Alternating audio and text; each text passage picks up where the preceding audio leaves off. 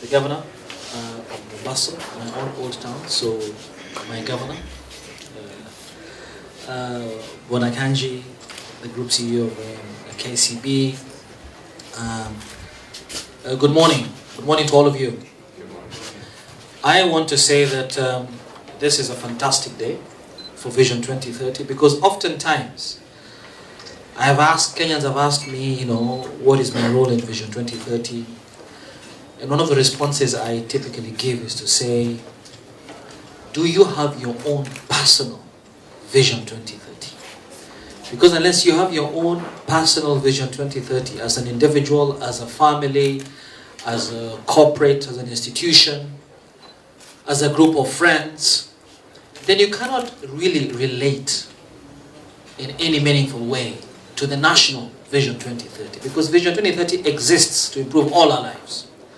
And here today we are celebrating significant progress of Bonakanji and his brother's personal family Vision 2030. You're to dare to dream big. Vision 2030 is about transforming this nation, transforming Kenya from a poor, underdeveloped country in which a lot of people, a lot of Kenyans cannot afford a decent livelihood, to an upper middle income, developed nation in which all Kenyans have a high quality of life. That's what the transformation we're talking about is all about. And Vision 2030 anticipates that for us to do this, we cannot continue doing small, minute, incremental things. We must start being transformational. We have to take quantum jumps in order to get our fellow Kenyans out of poverty. And so the EnglishPoint Marina, the only one of its kind between the Cape and Cairo, is the daring idea of a family, of a couple of brothers, that actually is part and parcel of Vision 2030. And once it is completed, what will it have accomplished? The jobs created during the construction for Kenyans are tremendous. The jobs that will be created after it's complete in the tourism sector are tremendous. The services that will be provided to this EnglishPoint Marina by all sorts of Kenyans, Kenyan traders, Kenyan farmers, will have to feed the people who will be visiting this place as hoteliers, as investors, as boat owners. Jobs will have been created tremendously. Lives will have been transformed. But beyond that, this EnglishPoint Marina puts Kenya on the map in yet a different way. Like we have sportsmen putting Kenya on the map. Like we have the big five animals putting Kenya on the map. Like we have the ICT sector putting Kenya on the map. We now have a marina in which yachts, boat owners from all over the world will be able to come and get services from. And they can't get those services anywhere unless they're in South Africa or North Africa or in the Seychelles.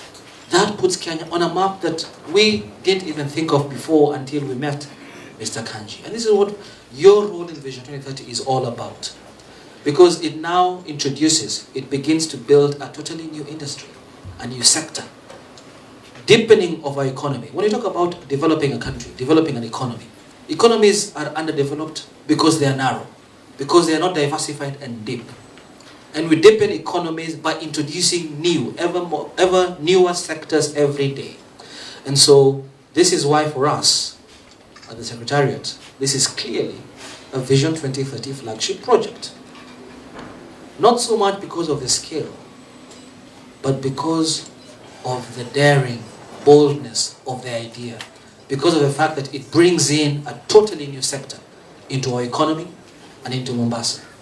And I think sitting here next to our governor, the governor of Mombasa, looking at the beautiful view of Old Town from across EnglishPoint, I am glad to learn, and I think he might talk about it himself, of his grand ideas about Old Town. I grew up in Mombasa. I used to literally visit Old Town every other day. I had friends in Old Town. And it has always been my dream, Governor, that this Old Town can be something that the whole world is able to visit and celebrate. I think with Mr. Kanji's EnglishPoint Marina development, directly opposite Old Town, that really complements your own ideas, your own plans to really rejuvenate the city of Mombasa. And again, therefore, I finish by saying EnglishPoint Marina also begins to help us understand what devolution is all about. What leaving the center to go down to the counties where the people are and begin to focus uniquely on each county is all about. And so I'm just happy to be here today to witness this progress, to congratulate all the various actors from the EnglishPoint Marina idea conceptualizers, Mr. Kanji and his brother, to the bankers like KCB, Kenyans all, including the bankers, to the contractors, to everybody who's given support, including our governor, the political support, and say this is what we mean when we say transformation. And therefore we are happy today to declare that this will be a Vision 2030 flagship project from the private sector. Thank you very much. And I hand over back to, so let me take this opportunity to welcome our governor, His Excellency, Mr. Ali Hassan Joho, to address us and tell us the plans he has. Thank you very much, Mr. Governor.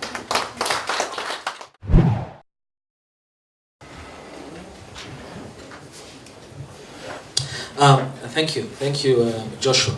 I think in terms of Wanda's direct question, what's the next marina?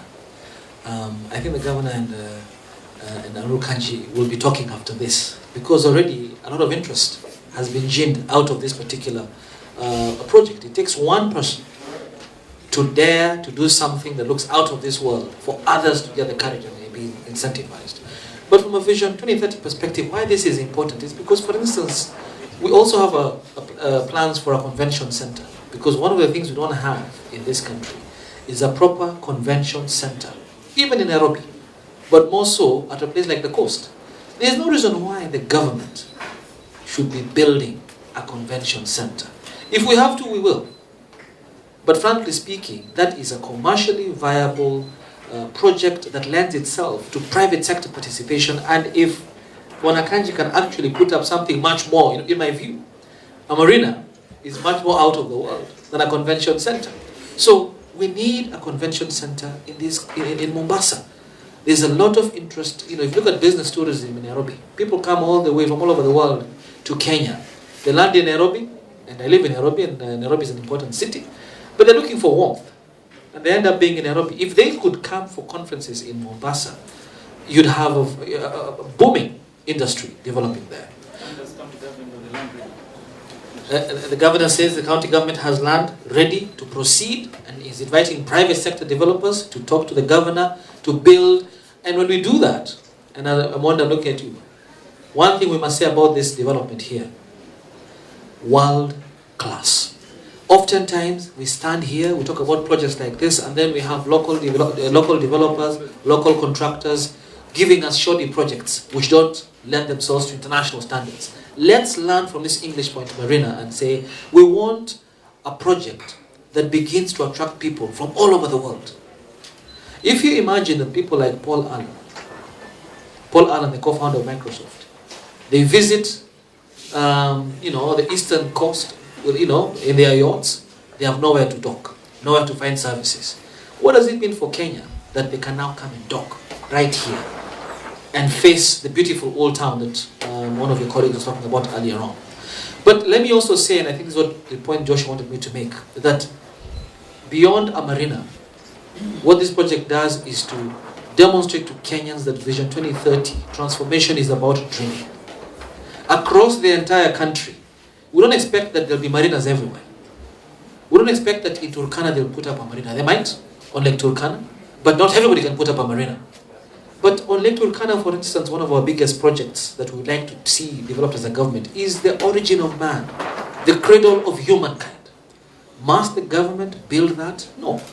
Government can conceptualize, government can do zoning and plan, but invite private sector developers who will want to create the equivalent of a Mecca in the Turkana, Marsabit, Samburu area where man came from.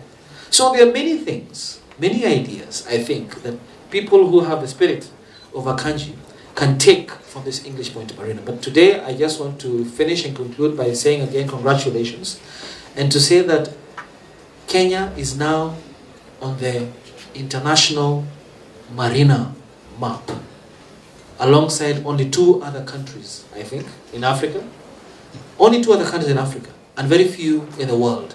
That in itself is a major statement that Kenya is making today without spending a single government or taxpayer cent through private sector daring and participation. Thank you all very much.